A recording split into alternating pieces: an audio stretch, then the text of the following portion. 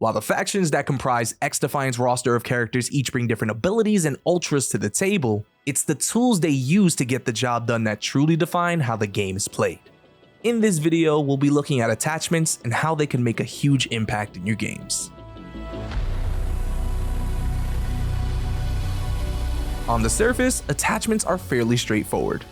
They're add-ons to your weapons, with each choice positively or negatively affecting your stats. There are 7 different groups of attachments: muzzles, barrels, front rails, optics, magazines, grips, and stocks. While we won't be going into detail on each of these, what you need to know is that each group has several different options with unique effects on your stats.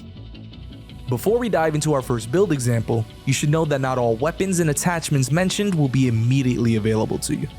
You'll be able to unlock both by completing challenges and leveling up weapons respectively. With that said, let's define the kind of playstyle we're looking for with our first build. Before we dive into our first build example, let's define the kind of playstyle we're looking for. I want to play light and fast, overwhelming people with quick run and gun strategy. Sounds like we're going to want something close to medium range with a fast fire rate. So let's try the Vector. To achieve our goal of being light and fast, we're looking for attachments that will improve our movement speed. Let's set our Vector up with a lightweight barrel, a super light front grip for the front rail, and a folded stock. Then, let's take advantage of that high fire rate and outfit our gun with an extended magazine. Comparing it to an unmodified Vector, we can plainly see we are moving much faster. Let's optimize another way to play. The last thing I want to worry about while sniping is the stability of my scope. Unlike our Vector, we won't need to worry about damage drop-off when using a sniper. So we're gonna outfit it with a muzzle booster to give a much needed boost to the gun's lower rate of fire. Let's also maximize our damage by applying a heavyweight barrel. Next, let's give it some stability by putting on a reinforced stock. For our optics, I want to widen my use case for this weapon, so I'm going with a variable scope. Finally, we're going to add some additional stability to our weapon by putting a fabric rear grip on. Comparing it to an unmodified TAC 50, we can see a lot of great improvement to the overall stability of the weapon as we're aiming and firing. Additionally, we're getting the most out of our damage thanks to our heavyweight barrel and muzzle booster. Finally, let's go all out for our last build. I want to fire my gun as long as I can, as often as I can, and as stably as I can.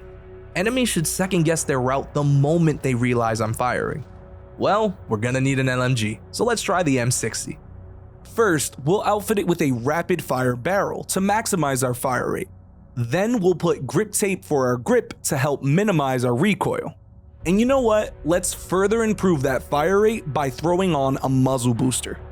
LMGs are known for taking a very long time to reload, so let's minimize the reload time by outfitting it with a fast magazine.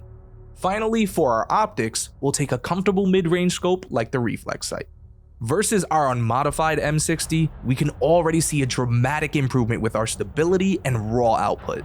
We can comfortably and consistently aim and keep the pressure on our target at close to medium range with minimal downtime thanks to our severely shortened reload times. These 3 examples are purely templates you can work off of. There are a vast number of possibilities available to you through the customization of your weapon attachments, each to fit the playstyle you want to achieve. Try your hand at building your own and share it with us on Twitter by tagging @PlayXDefiant or sharing it with others in our official Discord server.